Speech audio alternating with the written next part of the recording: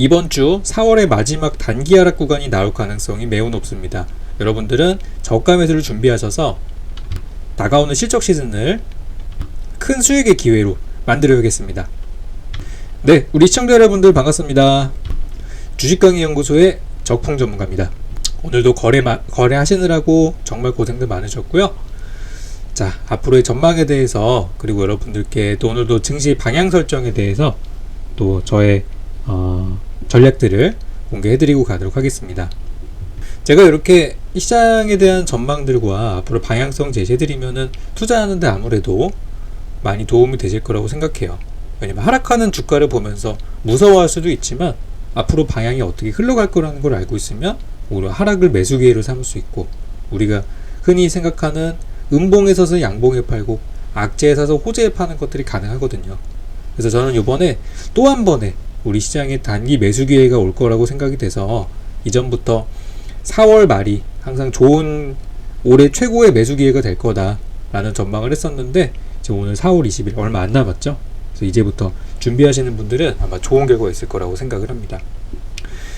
자, 오늘 보니까요, 지난번에 우리가 4월 14일 날 영상을 통해서 여러분들께 이제 중국 소비주, 앞으로 한한령의 해제와 시진핑의 방안이라는 재료가 있기 때문에 한번 이쪽을 보자는 말씀을 한번 드렸었어요. 그래서 그때 이제 말씀드렸던 종목 중에서 방송의 한 말미쯤에 소개를 드렸었던 종목이 하나 있었죠. 네, 바로 호텔신라라는 종목이었는데, 호텔신라가 최근 좀 많이 올라갔더라고요. 그래서 이제 14일날 요런 자리였었고, 15일날 살짝, 16일날 15일 쉬고 살짝 올라가서 17일 급등, 그리고 눌리는 듯 하다가 20일날 월요일 기준으로 다시 한번 급등을 하면서 주가가 이제 많이 올라가고 있는 상황이에요. 그러니까 이런 종목들도 미리미리 준비하셨던 분들이 좋은 결과를 챙기시는 거고, 이제 지금 들어가려고 하시는 분들도 나쁘진 않지만 이미 그때 들어갔던 분들은 이미 수익을 챙기고 있는 중이기 때문에 이제 좋은 종목은 항상 움직이기 전에 잡아야 된다는 거, 움직이고 나니까 잡기가 좀 애매하죠. 그런 부분들을 볼 수 있는데, 오늘 영상을 통해서도 여러분들께 어떤 종목들을 사야 하는지 힌트를 또 드리고 가려고 하니까 잘 시청해 주시고 또 계좌에 많은 도움이 됐으면 좋겠습니다. 자, 일단 다른 것보다 우리 시장의 분위기를 먼저 간단히 보고 가도록 할 텐데요. 오늘 우리 시장을 좀 봤는데, 제가 인터넷 검색창에다가 1900이라고 검색을 한번 해봤습니다. 왜 그러냐면, 오늘 뉴스를 보니까 코스피 하락 마감 1900선 하회, 자, 코스피 외국인 기관 동반 매도에 1900선을 내줘. 그리고 심지어 어떤 인터넷 기사에서는 주춤하던 코스피가 다시 1800선으로 내려왔다고 하면서 굉장히 좀 불쾌한 뉴스가 나오고 있습니다. 제가 최근에 이 주식강의연구소를 하면서 시장에 어떤 가짜뉴스급에 육박하는, 진짜 이런 거는 거의 진짜 가짜뉴스에 필적하는 뉴스 아닙니까? 오늘 종가가 1898에 마감했는데 1800대라고 하니까 와, 오늘 진짜 1800 근처까지 내려왔나? 라고 생각할 수도 있잖아요. 그죠? 1900선 이탈은 양반이고, 뭐 보니까 1900선이 붕괴됐다는 표현을 쓸 정도로, 이게 오늘 뭐 우리나라가 뭐 진짜 난리가 났나요? 붕괴, 이런 얘기 들으니까 야씨, 오늘 시장이 많이 무너졌구나, 이렇게 오해를 할 수 있거든요. 이런 기사들이 지금 나오면서 오늘 장이 생각보다 양호하게 마감이 됐음에도 수익 내신 분들 많잖아요. 그죠? 좋은 종목들 많이 드렸고 수익 내신 분들 많은 그런 가운데 이런 좀 부정적인 기사들이 나오면서 투심을 자꾸 이렇게 얼어붙게 만들고 있는 그런 상황이에요. 하지만 우리 구독자 여러분들은, 시청자 여러분들은 이런 거에 영향받지 마시고 지금 하시던 대로 그대로 수익 내신 분들이라면 그대로 쭉 가시면 됩니다. 전 동학개미 운동이 성공하기를 바라는 사람이고, 저도 그런 개미줄 중에 한 사람으로서 지금은 주식 비중을 줄일 필요가 없다고 생각하는 사람이에요. 제가 항상 우리 인버스, 코덱스 200 인버스를 항상 설명을 드리지만, 하락장을 노리시는 분들의 손해가 지금 어마어마하단 말이에요. 그죠? 그런 거 생각해보면 현재는 시장이 내려가는 게 아니라 올라가는 과정 속에 있다는 거를 보시면 좋겠고, 이번 주에 있을 제가 한 번의 조정 기회, 이번에 한 번의 조정 기회를 보고 있다고 말씀을 드렸는데, 이번 타이밍만 잘 넘어가면은 남은 4월달은 뭐 큰 문제 없이 5월달까지도 무난한 상승장이 계속 이어지지 않을까 이렇게 보고 있습니다. 자, 그래서 오늘 장은 뭐 코스피 지수를 보면은 거래량도 그렇게 많지 않았고, 실제 상승했던 종목은 500개, 하락하는 종목은 300여 개였는데 삼성전자를 비롯한 대형주가 조금 하락해서 지수가 밀린 거예요. 그러니까 이거는 올라온 거 생각하면은 이 정도 조정은 굉장히 자연스러운 수준이라는 거예요. 그렇기 때문에 크게 걱정하실 필요는 없다는 말씀을 먼저 드리도록 하겠고, 이 매수 기회가 온다는 것은 무슨 뜻일까? 바로 다가오는 미국의 일정에 답을 찾아볼 수 있겠는데요. 자, 이번 주는 지난주에 이어서 이 미국의 기업들의 실적 시즌입니다. 참고로 지난주에 있었던 이 미국 기업들 JP모건의 순이익이 마이너스 70%를 기록하면서 지금 우리나라도 은행들이 좀 상당한 타격을 받지 않을까, 이런 우려감이 있는 상태예요. 예전에 우리가 리먼 사태 때 금융기관이 줄도산하면서 그런 트라우마가 좀 남아있죠. 그리고 유로존의 경제위기였을 때도 프랑스를 비롯한 수많은 금융기관들이 서로 엮이다 보니까 하나가 무너지니까 도미노처럼 무너질 수 있었던 현상들을 우리가 기억을 한단 말이에요. 그래서 이번에 시티그룹, 뱅크 오브 아메리카, JP모건 순이익 자체가 전년 동기 대비해서 급감한다는 얘기들이 나오면서, 특히 예상치인 컨센서스보다 그 밑으로 나왔다는 얘기들이 나오면서 지금 분위기가 많이 안 좋은 게 사실이에요. 그래서 이제 우리나라 은행도 좀 위험하지 않을까, 그런 내용들이 좀 나오고 있는데 그건 잠시 후에 체크해 보도록 하고요. 그래서 이제 미국 금융기관들이 많이 실적이 좋지 않았다. 그러니까 실적 시즌의 어떤 포문 자체가 좀 안 좋은 쪽으로 시작이 된 거예요. 근데 이제 얘네들은 한 가지 생각하셔야 되는 게 뭐냐면, 전년 동기 대비라는 걸 생각해 봐야 돼요. 이번에 실적이 급감을 했지만 전년 동기 대비다. 그러니까 우리가 증시를 봤을 때 전년 동기는 어느 시점이냐면 바로 이때예요. 바로 요 시기 2019년도 1월달 1분기 대비이기 때문에, 이때는 우리나라 증시는 약간 바닥에서 올라가는 중이었고 미국 같은 경우는 어떤 폭등의 전초점이었거든요. 그러니까 이때와 이때를 비교했을 때 이때 실적이 더 좋았고 이때는 별로였다 라고 하는 거니까, 어떻게 보면 그때 미국의 실적 분위기는 되게 좋은, 막 달리는 그런 시점이었기 때문에 지금은 약간 꼭지에서 떨어지는 중이고, 그때는 실적 대비 저평가였고 지금은 실적 대비 고평가라는 부분을 또 참고해 볼 만한 부분이 아닌가 싶어요. 그래서 이번에 실적이 뭐 나쁘게 나온다고 해서 진짜 막 절망적인 상황은 아니라고 이해하시면 될 것 같고, 이제 다가올 기업들의 실적 중에서 중요한 애들이 있어요. 바로 얘네들인데요. 자, S&P 500곳 중에 100여 곳이 이번 주에 실적을 발표한다고 합니다. S&P 500이라는 건 무엇일까요?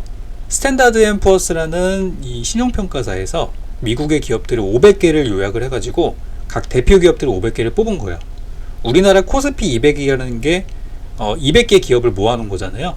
마찬가지로 S&P 500은 500개의 기업을 모아놓은 거예요. 그렇기 때문에 업종 대표주, 어떤 주도주, 대장주들이 다 모아있는 그런 상황인데요.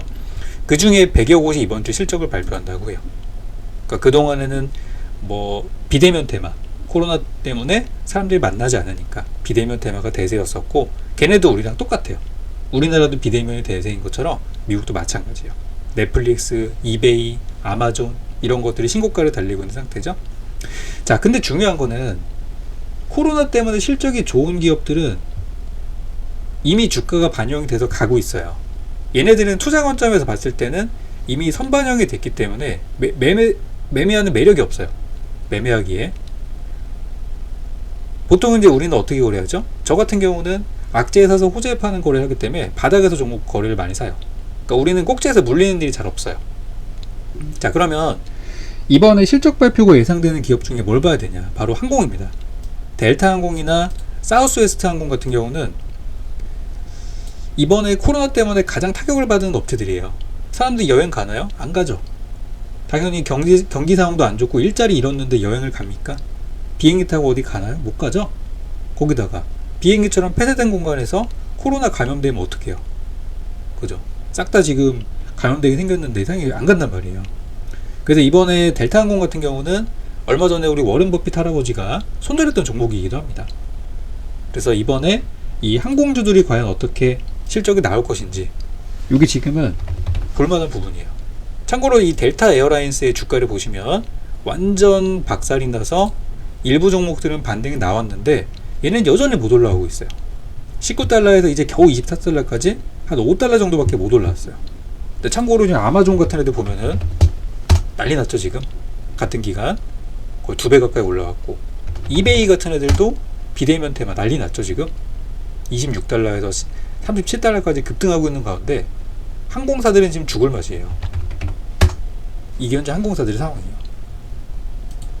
그렇기 때문에 이번에 이제 항공사들의 실적 발표가 나올 예정이고, 우리는 코로나 때문에 실적이 좋은 기업들은 대부분 알고 있어요. 이미 주가 상승하고 있고. 그렇기 때문에 그 친구들은 그다지 매력은 없어요. 그러면은 뭘 보시면 좋으냐?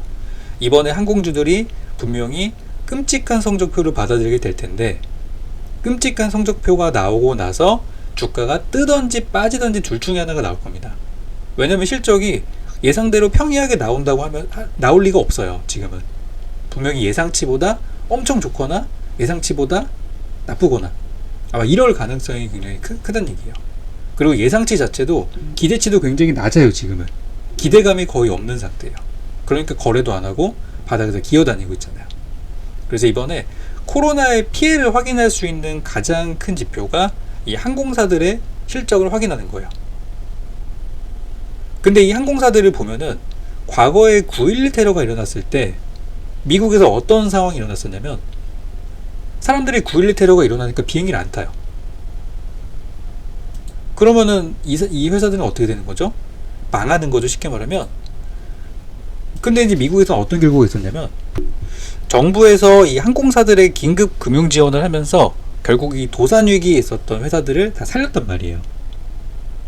그런 결과가 있었기 때문에 이번에도 분명히 실적이 안 좋게 나오고 그런 부분도 있겠지만 정부에서 살릴 가능성에 대한 부분도 염두를 해봐야 되겠고, 항상 이제 구제금융이라는 것들이 있기 때문에 아마 우리나라도 지금 나왔잖아요. 기간 산업을 다시 육성하겠다고 얘기 나오면서 자동차, 항공 이런 쪽에 지금 긴급 정책들이 발표되는 것처럼 미국도 그럴 가능성이 있어요.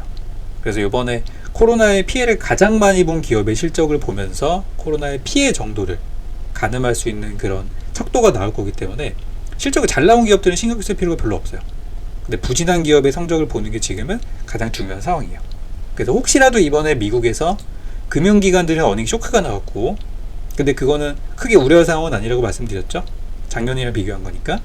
그리고 이제 항공사들의 타격이 얼마나 크냐, 이게 지금은 제일 중요한 포인트라고 생각하고, 얘네들이 실적 발표로 나오면서 가장 안 좋은 뉴스들은 대부분 지나간다라고 보시면 되겠습니다.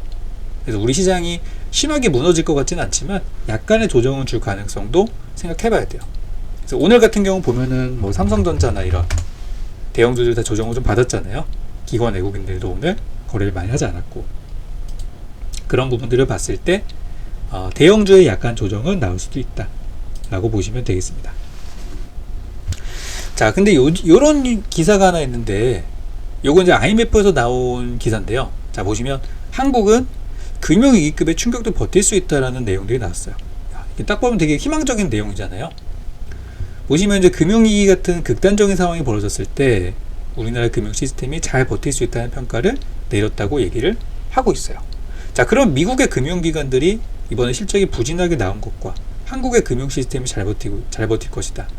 우리나라는 트라우마가 있기 때문에 외환보유고가 탄탄하게 있고, 지금 4차까지 한미 통화 수업을 진행하면서 방어막을 계속 쌓고 있는 상태예요. 충격이 오더라도. 거기다가 심지어 코로나를 글로벌 전 세계적으로 가장 빨리 극복한 나라 중에 하나이기 때문에 우리나라 경제 상황은 오히려 나쁘지 않은 괜찮은 흐름으로 저는 보고 있어요. 그래서 이번에 IMF에서 나온 보고서가 한국 금융 시스템이 복원력이 있다고 평가를 했고, 그리고 이제 스트레스 시나리오가 코로나로 인한 경제적 충격의 크기와 지속 시간을 이미 반영했다라고 이야기를 한 거예요. 그러니까 앞으로 정말 큰 위기, 일본 아베는 이런 말 하더라고요. 3차 세계 대전쟁은 코로나다. 일본 지금 난리 났죠, 코로나 때문에. 그래서 이제 그런 상황이지만 우리나라의 경우는 크게 문제는 아니다라고 얘기를 하고 있는 거예요.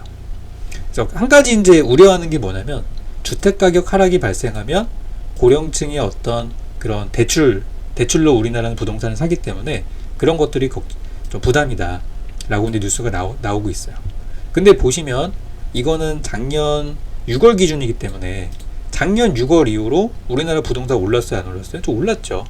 그렇기 때문에 올라간 걸 생각하면은 하락이 있다 하더라도 이미 벌고 있는 상태에서 빠진 거기 때문에 진짜 꼭지에서 들어간 사람들 아니면은 큰 문제는 아니라고 생각해요. 거기다가 이번에 최근에 고점에서 산 사람들 중에 대부분이 30대에서 40대죠. 막차라고 생각해서 풀대출 땡겨가지고 들어갔던 사람이 상당히 많기 때문에 오히려 60대 이상의 가계대출 우려보다는 30, 40대가 더 타격이 클 수도 있다고 생각을 해요. 하지만 30대에서 40대는 어떤 성향이냐? 고정적인 수입이 있고 오히려 굉장히 보수적인 성격을 가지고 있는 부분이 있다고 최근에 많이 얘기 나오고 있어요. 오히려 50대, 60대가 고정 수입이 사라지는 그런 과정이 있기 때문에 더 공격적인 투자를 하고 있다. 이런 연구 결과도 있는 만큼 여기서 이제 우려하는 거는 작년 기준이고 현재 올해 기준은 가장 타격이 큰 거는 오히려 30, 40대일 가능성이 있고 그들은 오히려 고정 수입이 있기 때문에 방어가 될 것이다 라고 저는 생각을 해요. 그래서 여기 IMF 보고서에 나온 내용들이 좋은 내용이지만 실제 이 시기 이후로 10개월이 지났잖아요. 10개월 사이에 오히려 더 저는 시장이 괜찮은 흐름을 가고 있다고 생각하고 있어요. 그래서 이번에 뭐 미국이 실적이 안 좋게 나온다고 해서 우리나라 증시가 막 폭락하는 거 아니냐, 그런 부분에 대해서는 그냥 가볍게 패스하시면 되겠고, 여전히 하락을 매수 기회로 삼는 분들 같은 경우는 이제 매의 눈으로 지켜보면서 어디가 바닥일까 굉장히 해피하게 기다리시면 되는 시점이기 때문에 저는 뭐 위기라고 생각하진 않아요. 그래서 제가 작은 조정, 매수 기회 정도를 표현을 하는 거고, 진짜 막 한국에 재앙이 온다 이런 얘기도 요즘 많지만 제가 이 주식강연구소 유튜브나 공개방송을 통해서 계속해서 우리 시장이 좋은데 왜 그런 얘기를 하느냐라고 역설을 하잖아요, 제가. 근데 항상 제 얘기가 맞았죠. 그런 것처럼 이번에도 큰 위기는 아닐 것으로 저는 생각을 하고 있어요. 여전히 우리 언론들이 여러분들을 불안하게 만드는 한 시장은 더 올라갈 수밖에 없습니다. 자, 그렇다면 이제 이런 좋은 상황이고 앞으로 오면은 좋은 일이 벌어질 텐데 무엇을 사야 될까 고민이 많이 되실 거예요. 그래서 저는 요즘에 최근 비대면 얘기를 많이 드리고 있고, 지난 4월 7일 영상을 통해서 진단키트 이후로 새롭게 떠오르는 테마다 라고 4월 7일날 여러분께 전자결제에 대한 얘기를 드렸던 게 기억나실 거예요. 아마 꾸준히 보시는 분들은. 자, 보시면 달라진 라이프 스타일 전자결제라고 제가 적어놨죠. 구충대 테마는 금방 사그라들 수 있다. 유행이기 때문에. 유행보다는 달라질 수밖에 없는 사회 문화로 접근을 해야 된다 라고 설명을 드렸고, 이제 그때 뭐 몇몇 종목들 소개해 드리면서 이미 전자결제주가 많이 가고 있는데 너무 부담스럽기 때문에 그럴 때는 가벼운 종목인 다날 같은 종목을 보는 게 어떻겠느냐 이렇게 소개해 드렸던 적이 있었어요. 그래서 영상 뭐 보시면은 나와 있으니까 저는 뭐 그대로 말씀을 드리는 거고, 그 뒤로 이제 다날의 주가를 봤을 때 많이 올라갔죠. 다날이 이제 7일날 영상이 올라갔고, 만약에 그 다음날 봤다고 하더라도 8일날 살짝 조정, 9일날 6% 급등, 10일날 24% 급등하면서 시세가 발생을 했어요. 그리고 약간 조정기로 들어가고 있는 상태죠. 저는 지금도 괜찮다고 봐요. 그때도 시세를 많이 띄웠지만 지금도 저는 여전히 괜찮다고 보고, 이거는 이제 비대면 테마로 보는 거예요. 사람들이 만나지 않고 뭐든지 온라인으로 결제하고, 우리가 짜장면 하나를 시켜 먹어도 짜장면집에서 그래요. 웬만하면 카드로 선결제 부탁드립니다. 그리고 음식은 그냥 문 앞에 놓고 갑니다. 요즘에는 벨 누르고 그냥 가버려요. 사람과 만나서 현금 주고받고 안 한단 말이에요. 완전 비대면이에요, 이제는. 그렇기 때문에 전자결제가 요즘에 앱으로 많이 시키잖아요, 음식도. 그죠? 먼저 이제 업주님들이 그렇게 적어 놓는단 말이에요. 가급적 선결제 부탁드립니다. 안 만나는 게 좋으니까. 만약에 여러분들이 코로나가 한 6월달쯤 돼서 다 이제 해제가 돼가지고 종식됐다고 합니다. 그럼 여러분들 마스크 안 쓰고 다니실 거예요? 오늘 질병본부에서 그런 얘기가 나왔어요. 코로나가 겨울까지 이어질 수 있다. 코로나 쉽게 안 끝난다. 겨울에 다시 한번 유행할 가능성이 높다고 하는데, 아무리 코로나가 올해 그게 끝난다고 해서 사람들이 마스크를 안 쓰고 다닐까? 전 여전히 손소독제는 잘 팔릴 것이고 마스크 여전히 쓸 것이고 확진자는 그 사이에서도 계속해서 해외에서 유입되든 어떻게 되든 계속 나올 수 있다고 저는 보고 있어요. 그래서 코로나는 아직은 끝나지 않을 이슈로 보고 있기 때문에 비대면이라는 거는 이제 앞으로 달라지는 사회문화로 봐야 되죠. 이미 많이 방송에서 말씀을 드렸기 때문에 아실 거예요. 그래서 제가 이제 보고 있는 종목 중에 하나가 있는데요. 바로 CJ 대한통운이라는 종목이 있습니다. 대한통운이면은 뭐죠? 택배 유통 관련주예요. 저도 요즘에 모든 것들을 다 택배로 하고 하다 보니까 새벽 배송도 많이 시키고 있고요. 거의 일상화가 됐어요. 직접 가서 마트에 가서 결제하고 카드를 내밀었던 게 벌써 한 2-3개월 정도 된 것 같아요. 자, 그래서 지금 우리나라 같은 경우는 원래 이 택배 문화가 굉장히 잘 된 나라고, 배달 문화 장난 아니죠? 거기다가 이제 많은 기업들이 이제 새벽 배송을 하게 되면서 새벽에도 지금 유통시장이 굉장히 활발하게, 진짜 밤잠을 이루지 못할 정도로 물량이 폭발하는 그런 시기예요. 그래서 CJ 대한통운은 그런 해당 유통주 중에서 조금은 무겁지만, 시가총액이 3조 원이 넘기 때문에 무겁지만, 이번에 혹시라도 미국의 기업 실적이나 기타 다른 이슈 때문에 주가가 하락한다면 필히 담아봐야 되는 종목으로 저는 보고 있어요. 그래서 오늘 비록 한 2% 정도 조정을 받았지만 더 내려오면 더 좋아요. 빠질수록 더 좋고, 만약 이대로 달린다면은 일부라도 지금은 편입을 사봐야 되는 시점이 아닌가 이렇게 보고 있어요. 그러면 CJ 대한통운에 우리가 볼만한 재료들은 어떤 것들이 있을까 살펴보면은, 이번에 보면 이제 2019년도에 CJ 대한통운이 사상 첫 매출 10조 원을 돌파했대요. 택배량과 점유율이 경쟁사를 압도할 정도로 우리나라를 대표하는 유통주예요. 그런데 글로벌 사업 부문이 전체 매출의 42%, 그러니까 수익 자체가 외국에서 나오고 있는데 영업이익은 22%예요. 저는 22%도 잘하고 있는 거라고 생각하거든요. 근데 시장의 기대치보다는 못 미친다는 거죠. 그리고 공격적인 M&A로 전 세계 49개국이 진출을 했는데, 이 코로나로 전 세계가 지금 난리가 나면서 매출 역성장이 예상된다고 현재 지금 부정적인 기사들이 마구마구 나오고 있어요. 오늘 바로 나온 뉴스가 이거예요. 승승장구 하지만 고심이 깊은 이유는. 그래서 오히려 비대면 때문에 택배 물량이 급증을 했지만 좋지는 않다라고 얘기들이 나오고 있는 상태예요. 그래서 현재 점유율 자체는 택배 점유율 47.2%, 거의 뭐 사실상 독점에 가까운 기업인 상태죠. 그래서 이번에 코로나가 빨리 끝나면은 좋아질 텐데, 지금 보시면 중국과 미국 동남아 진출, 근데 동남아 어느 정도 끝났죠. 중국 마무리됐죠. 이제 미국이 마지막 남아있는데 미국만 마무리하면은 어쨌든 오히려 지금 공격적 투자를 했던 것들이 좋은 성과로 돌아올 수도 있는 그런 상황이에요. 그래서 뉴스를 보니까 향후 전망이 어둡다라고 하면서 코로나 사태로 산업이 침체기에 들어서 물동량 감소가 예상된다. 국제기업도 둔화될 것이다. 아니, 코로나가 뭐 평생 갑니까? 그죠? 요번에 요 시기만 지나가면은 자연스럽게 괜찮을 거라고 저는 보고 있는 것이고, 여러분들 계속 택배 시킬 거잖아요. 저도 택배 계속 시킬 거예요. 그래서 오히려 부정적인 뉴스가 나왔을 때가 좋은 매수 타이밍이기 때문에, 항상 나는 이상하게 사면은 꼭지에서 물리고 한다 라고 하시는 분들이 계신다면, 이번에 CJ 대한통운 가능하면 14만원 밑에서 사는 게 더 좋겠죠. 근데 가격을 안 줄 수도 있기 때문에 저는 현구감부터 천천히 모아가면 좋다고 생각을 해요.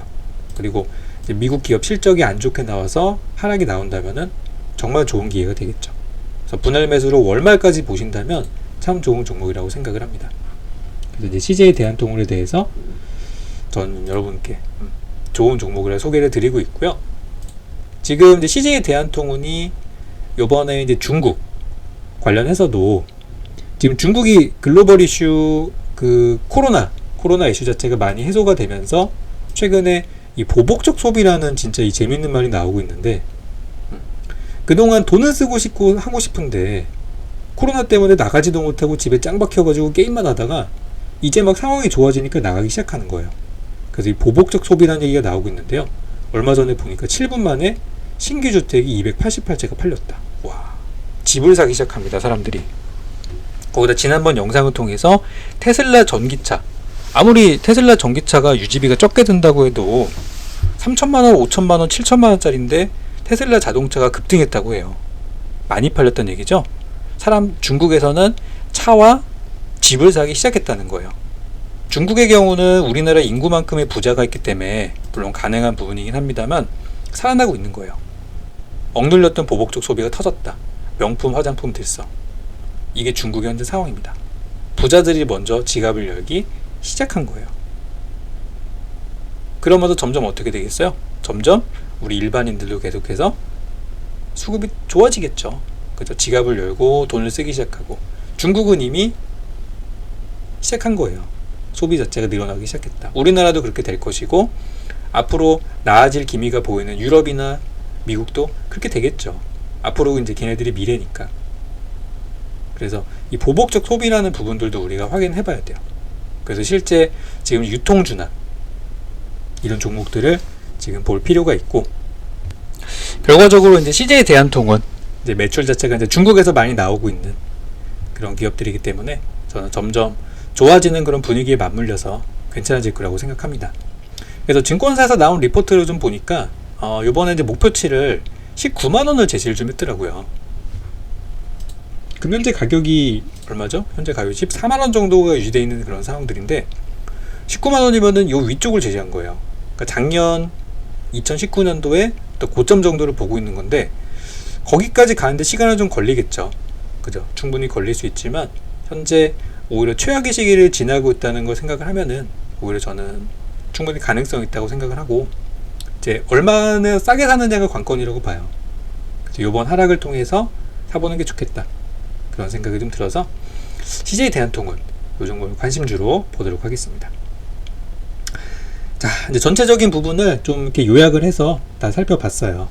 지금 보면은 우리 시장에 대해서 아직도 불안감을 느끼시는 분들이 많으신 걸로 알고 있는데, 제가 항상 영상을 통해서 해석을 해드리고 있고, 지금은 불안하게 생각하시기보다는 좀 적극적으로 접근하셔도 좋다, 그런 말씀을 계속 드리고 있는 바, 현재는 하락장을 준비하시는 분들은 오히려 매수 단가가 안 와서 못 사실 수 있고, 기다렸다가 저 멀리 올라가는 거 보고 고점에서 추격 매수할 가능성이 있어요. 그래서 현재 바닥에 있고 우량한 종목이라면 지금부터 들어가서도 나쁘지 않다고 생각합니다. 그래서 이번에 이제 하락 구간이 나오게 된다면 최고의 매수 기회라고 생각하고 천천히 접근 한번 들어가 보시면 좋을 것 같아요. 자, 그러면 여러분들 하시는 투자들 다 잘 되시도록 제가 응원하고 있으니까 기운들 내시고 다음 시간에 더 좋은 영상으로 찾아오겠습니다. 감사합니다.